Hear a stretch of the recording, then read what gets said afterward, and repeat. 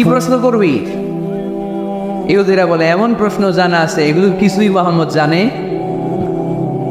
ইহুদিরা এসে হাজির, মোহাম্মদ আমরা কালিমা পড়ে মুসলমান হবো, আল্লাহ রাসূল তো মহা খুশি, তাই আসো, তবে শর্ত আছে। কি শর্ত? 3টা প্রশ্নের উত্তর দিতে পারলে লাইন ধরে আমরা সব কালিমা পড়ে ফেলব। কোন 3টা প্রশ্ন বলো? তারা প্রশ্ন শুরু করলো। প্রশ্ন নাম্বার 1, মা হুয়া রূহ। মুহাম্মদ বলো তো রুহু কারে বলে? রুহু কি? রুহু কাকে বলে? হুয়া রূহ। মুহাম্মদ বলো রুহু কারে বলে? এই যে রুহু, এটা দেহের মধ্যে ঢুকলে মানুষ নড়ে চড়ে, অ্যানিমেশন, জীবন্ত প্রাণবন্ত, আছে না নাই?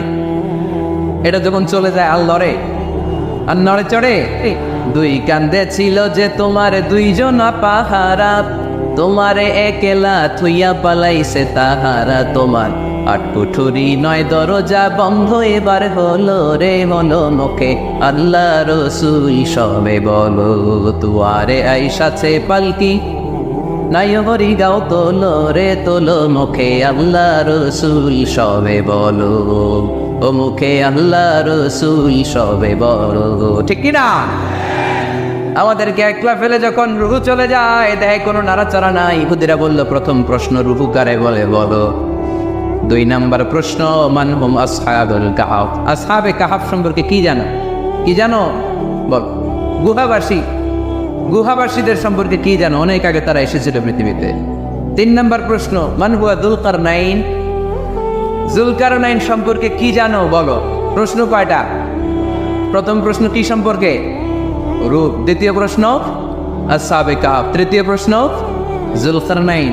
আল্লাহ রাসূল সাল্লাল্লাহু আলাইহি ওয়াসাল্লাম বললেন গাদান উজিবুকুম।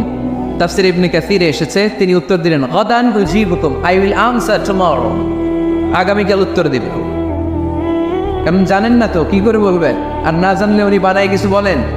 কারণ কোরআন তো পরিচয় দিয়েই দিল, তিনি মন গড়া কখনো কিছু বলেন। কাল উত্তর দিব। ওরা আগামীকাল উত্তরের জন্য হাজির, কিন্তু ওহী আসে নাই, উনি বলতেও পারে না।